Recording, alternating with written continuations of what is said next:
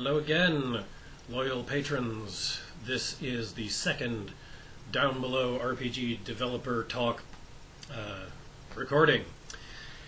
We have a couple things that I'd like to talk about this week, starting with cars. So in our first concept poster, we used a photo of an interstate from California and modified it using some digital collage techniques to create the supposed roadway to the Yggdrasil space elevator on Nuevo Paradiso. Which we will talk about forthwith. Don't worry, we'll get there.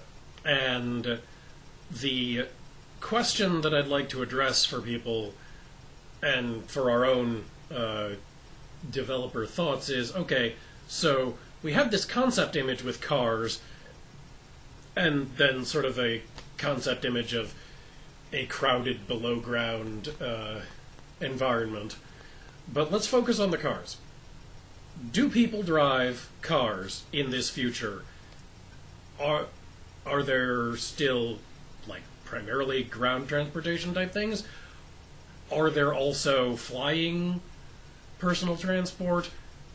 Is it actually that we want to go more in one direction or the other?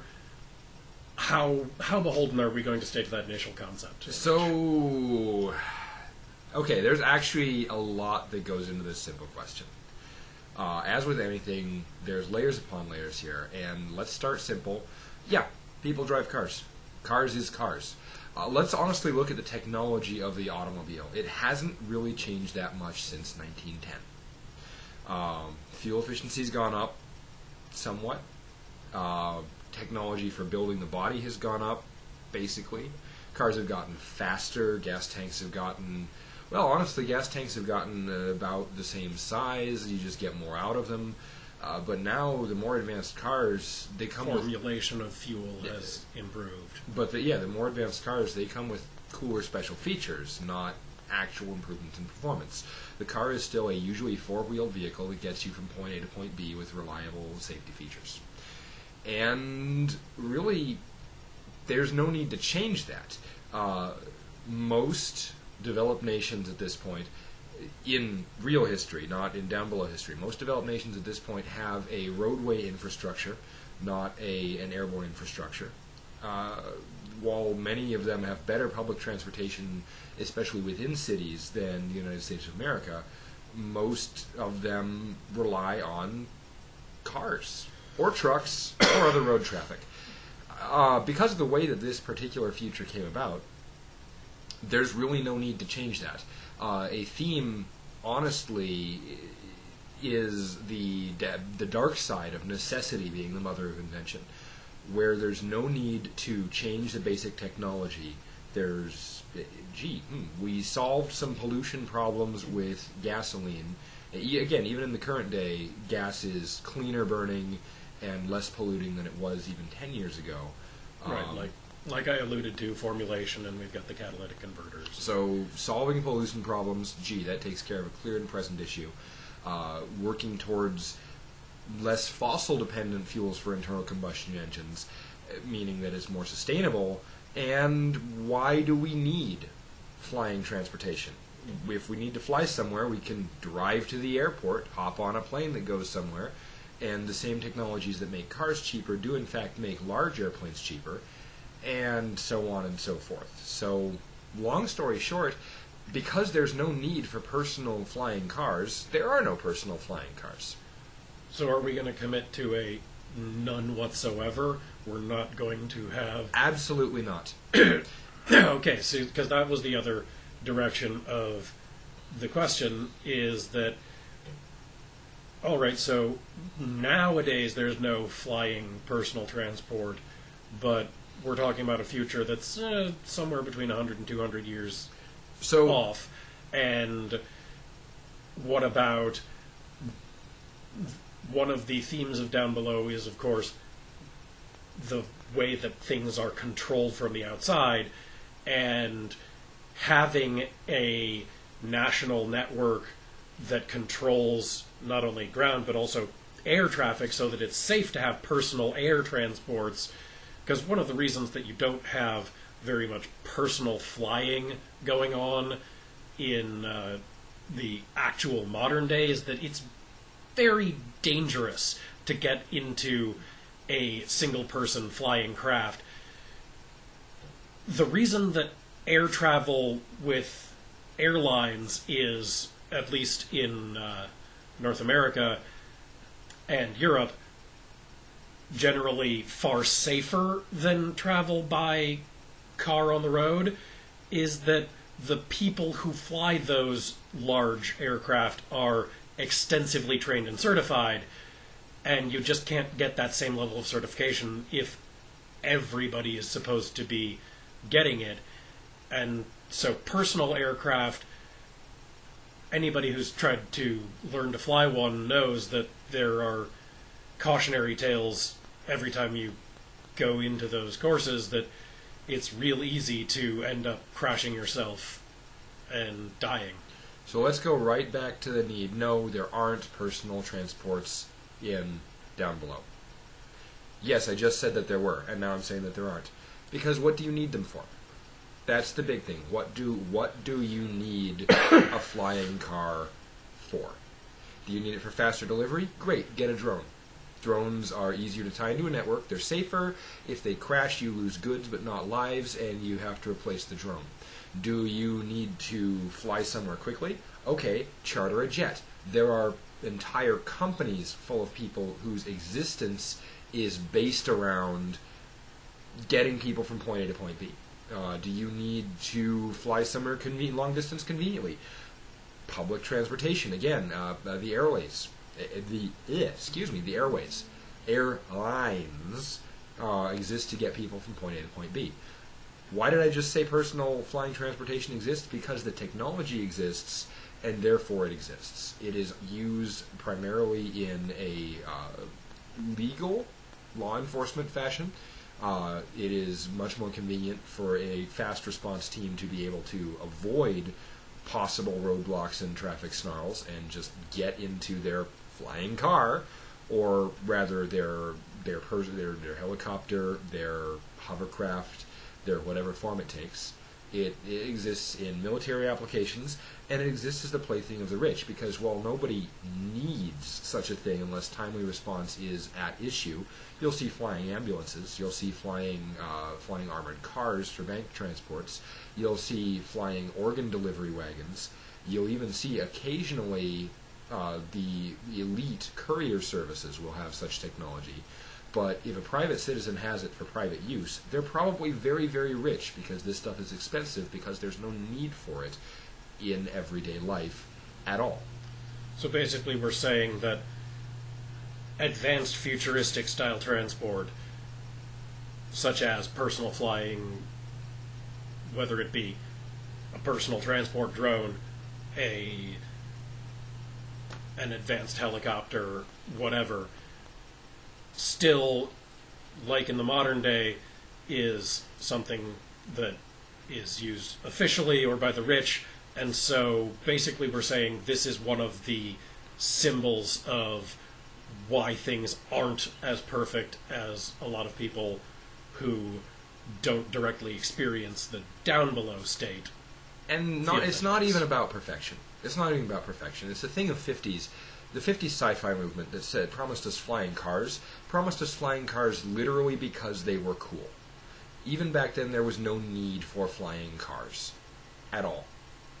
Well, this is a place where we're going to have a little bit of a developer disagreement, because I think that population pressure could create an actual need to take transportation off the ground. Right, but the need is not to specifically and explicitly for flying cars. The need is for a method to take care of it, which flying cars might be one of.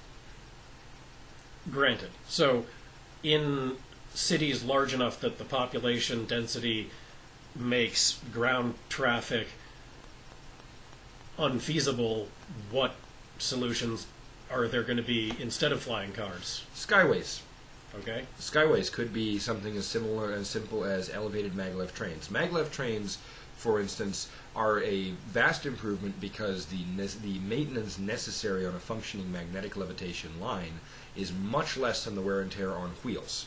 Friction is easier to manage when there are fewer moving parts. Much less than the friction on the moving parts of an aircraft, too. That's a good point. So, reduce ground congestion and do so in an even more controlled way, because if the trains are running on time, then there's less need for people to get on the highways and clog them up, and there's still less need for people to weave dangerously in between buildings and clog up the uncontrolled air lanes, because, let's face it, theoretically, the highways are controlled, but how many accidents do we see because someone is not following the rules? Not just the people who are asleep at the wheel or distracted or careless or just bad drivers, just people who decide, I want to turn left now. So, let's also talk about something else. Last week we mentioned Blade Runner. I mentioned Blade Runner, and that's something I do want to talk about eventually in this session. But let me talk about another futuristic, somewhat cyberpunk movie, The Fifth Elephant. That's a very Pratchett book. The Fifth Element. In The Fifth Element, Bruce Willis' character is a taxi driver through crowded sky lanes.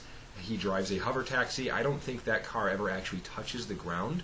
In fact, on Earth, I don't think we ever see the ground. I think it's not until we get to some of the alien planets that we see ground, until we return for the temple scenes at the end, but that's getting out there.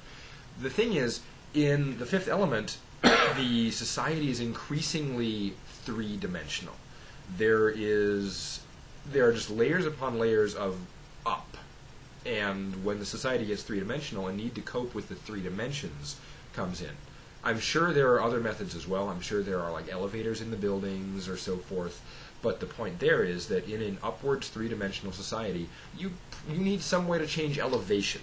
And their flying cars become more of a necessity, as do apparently flying noodle stands, flying Chinese delivery, and flying laundromats. And in Down Below, we're actually focusing our third dimension downwards. There's there's also an upwards, but that's sort of a out of reach to most characters. Mostly we're focusing on, actually there's a lot of down that you can go in. The things like maglev trains and other more contained forms of transit fit that model. And also, taking it even broader, in the general society, there's no up. There are no towering archaeological cities. There are arcologies, again, down the road. There are sprawling cities.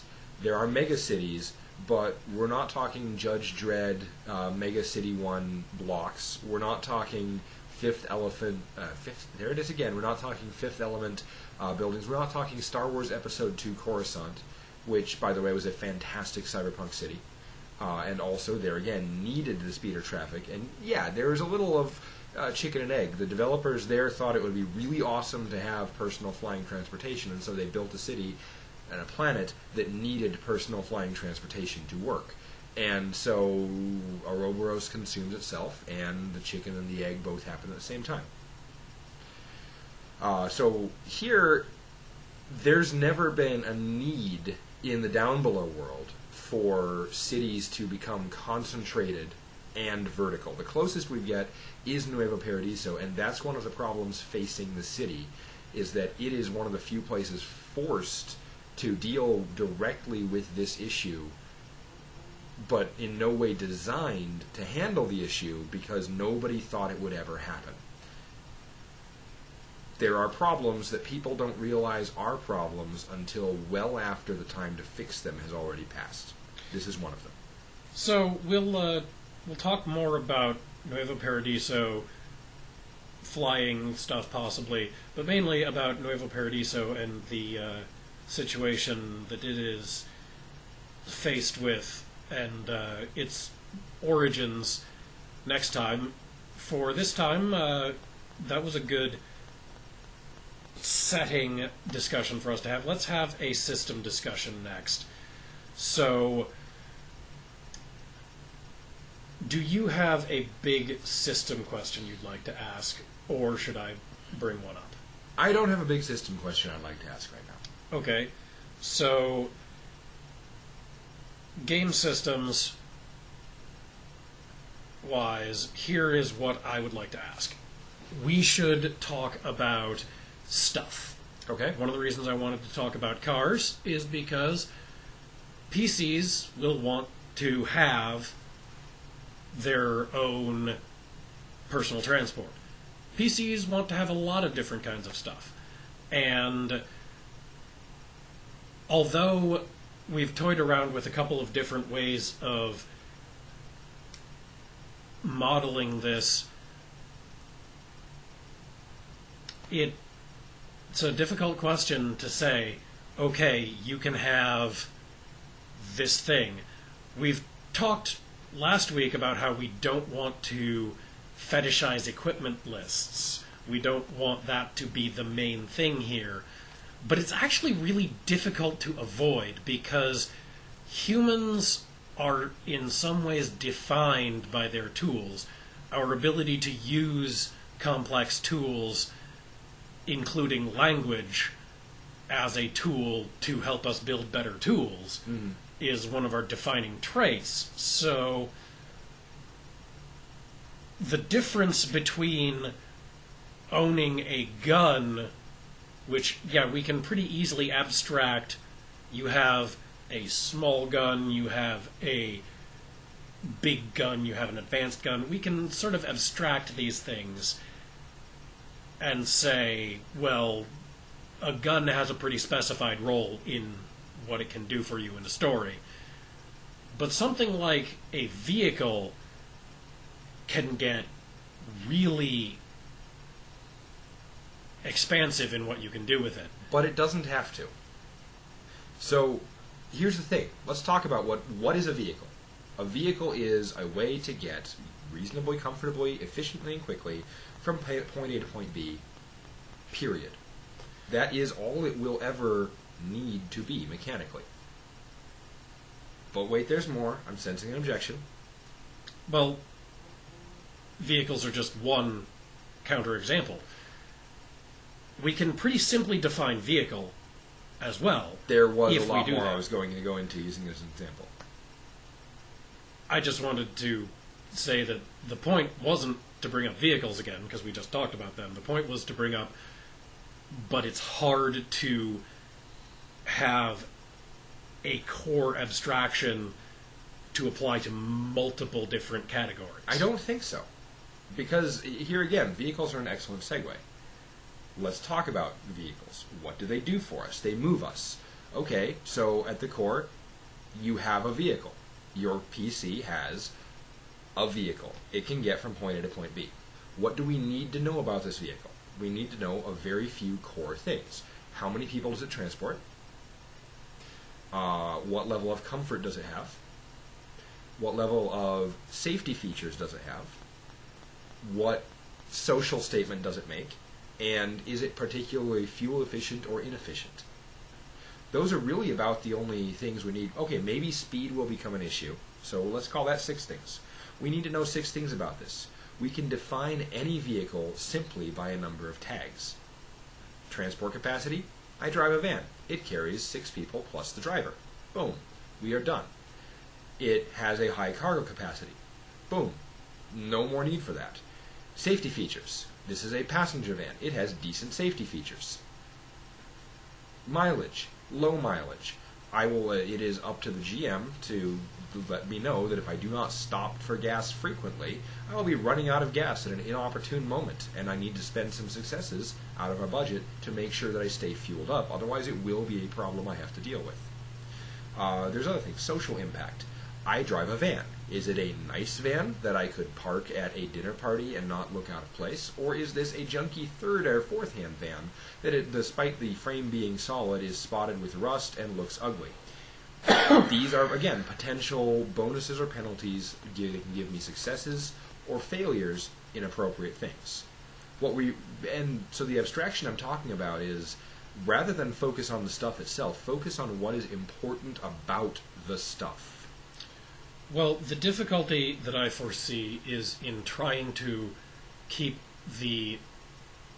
One of the things we're trying to do in the system is keep the overall amount of stuff you're writing down on the character sheet to a minimum. Mm-hmm. So in current drafts, you're not writing very much more than like 10 traits on your character sheet. Right. And if you've got 6 things you need to define your van, that's over half your character.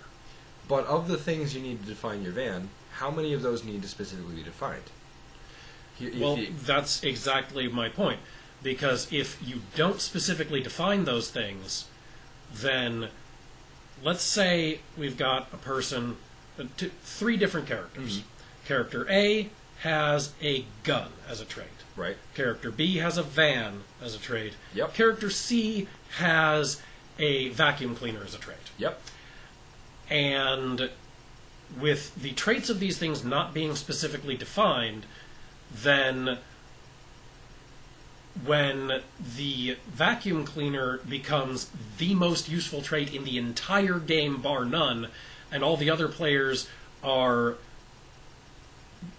really upset that they didn't think to have vacuum cleaners after the one player got to use their vacuum cleaner for literally everything somehow, which is used in as an example specifically to be ridiculous, but similar situations have happened in other games. And so I want to figure out what is our rubric here, because one thing that we've tried, which has had mixed results, is to say that no matter what kind of stuff you have, you can only use stuff-based traits to succeed once in any given game session. This goes back and forth, by the way. Sometimes using stuff-based traits to succeed is as simple as is saying, I have a vacuum cleaner, and therefore I can succeed at the clean the house task. Other times, having the stuff enables you to use other traits to succeed. If you don't have a vacuum cleaner, you can't succeed at tasks that tell you to vacuum the house. Even if you don't have a vacuum cleaner, you can't succeed at your electrical engineer task that allows you to repurpose that vacuum cleaner's engine as a winch. So the vacuum cleaner itself only ever gives you 1 towards your pool of successes.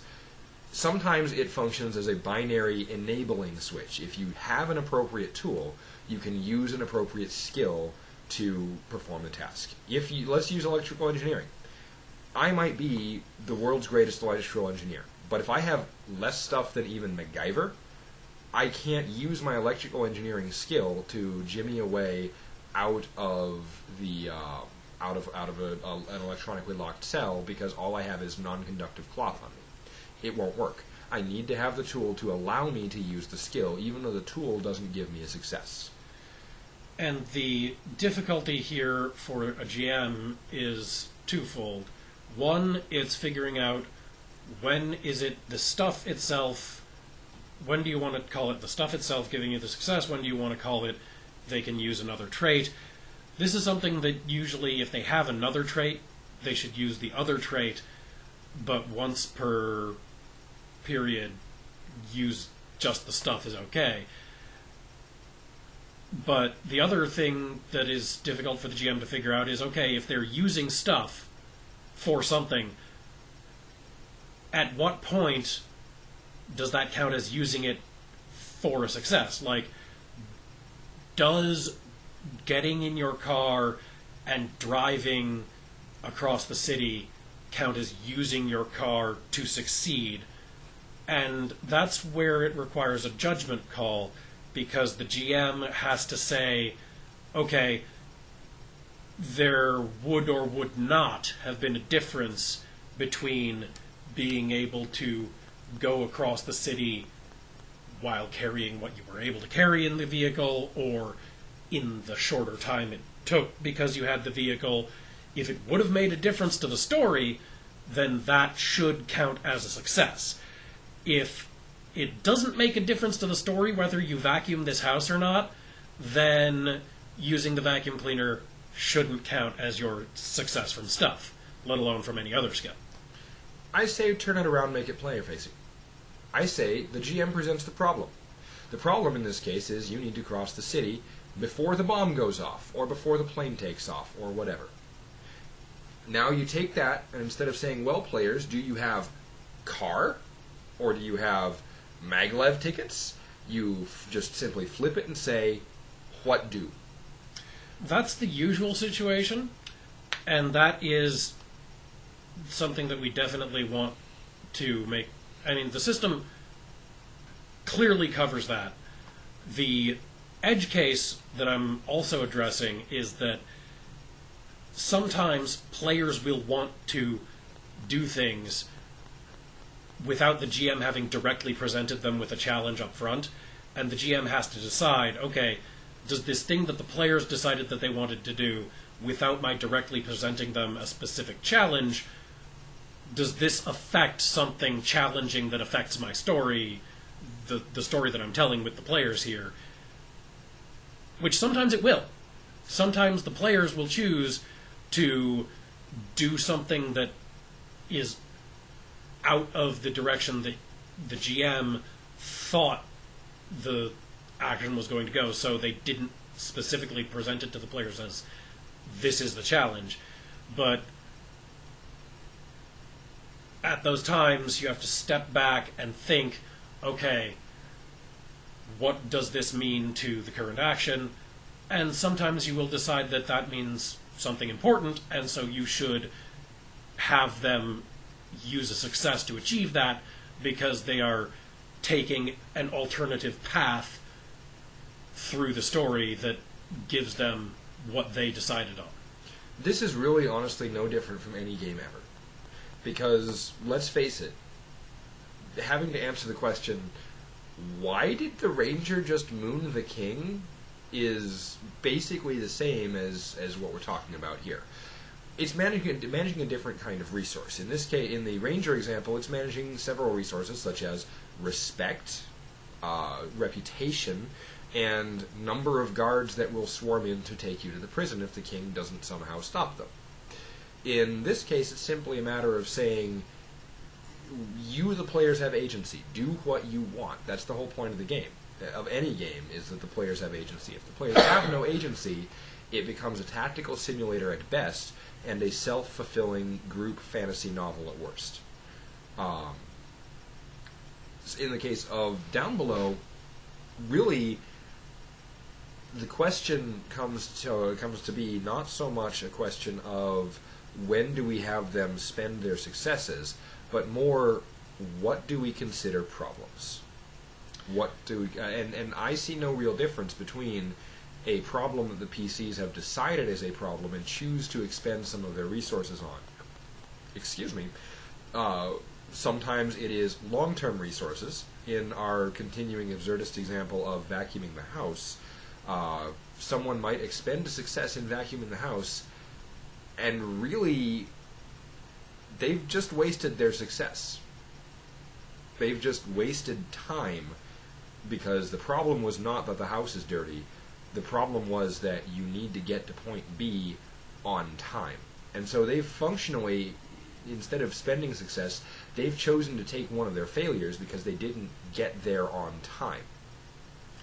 And that's something that the GM can rule and say, actually, that counts as a failed task because you didn't get here in time, and so this happens. What the GM always needs to keep in mind, and this is true in every game, again, this is not just true in Downbelow, but it's especially true based on how we're constructing this. What the GM really needs to keep in mind at any given point in time is the simple question of, what's the point? Why are we zoomed in here and now? What is actually at stake in this situation? In a lot of games that I've personally played in, that I've seen reports in, the GM doesn't keep this in mind.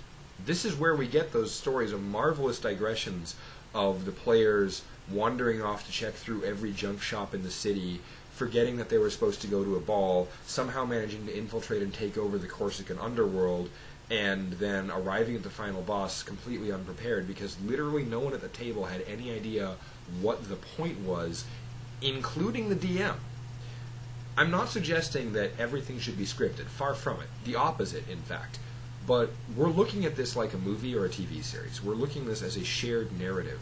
And so when the stage setter, when the GM takes table time, zooms in on something, instead of narrating it, instead of saying to the player, you had a date with your significant other and it went well or poorly based on what you described, and glossing over it and letting the player decide how it went and dealing with it in flashbacks, etc., the GM is choosing to spend group time, which is often severely limited. Most of my games these days take place in 3 hours or less. I don't want to spend 45 minutes dealing with the minutiae of someone vacuuming a house. I, as a player, want to penalize that person for wasting my time, and actually usually get angry with the DM for allowing that person to shamelessly waste not only my time, but that of everyone else's at the table for almost a third of my gaming time this week. So, in a related note, and we'll probably make this about the last thing because we've talked for a while here, one of the things about running our success or failure non-random system is that the GM has to maintain a ratio of success and failure.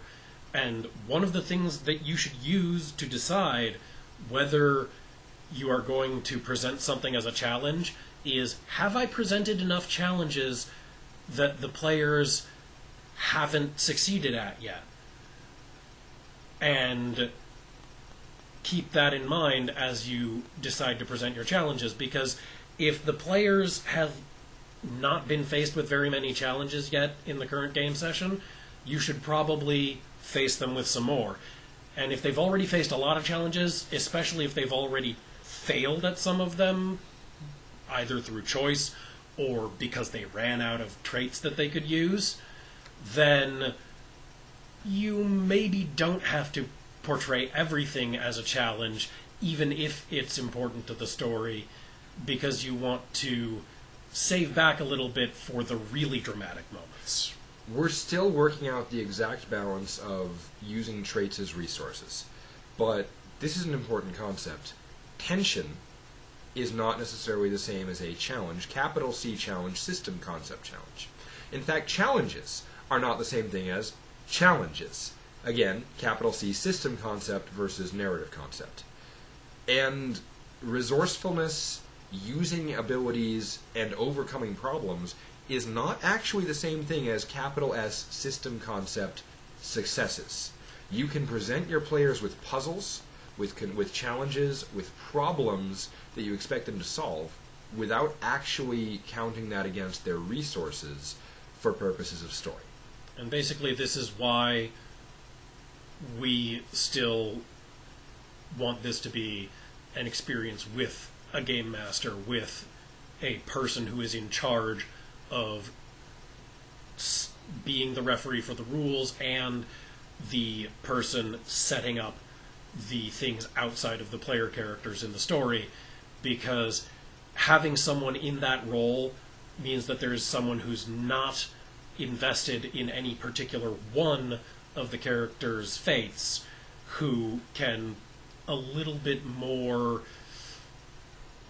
in a detached, maybe not objective, but not an attached fashion, decide on those things and give a guiding force that does not skew things one way or another, and doesn't lead to disagreements among the players who all have their own characters, because we don't want to give you that situation where you have to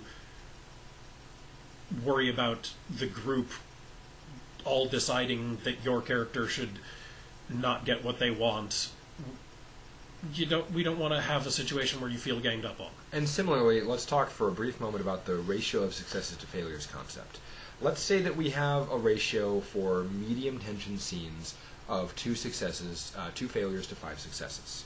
Having a DM means that you don't have to ever worry about the situation of the players collectively deciding, let's get 2 low-impact failures out of the way first so we can have the next 5 high-impact moments be successes.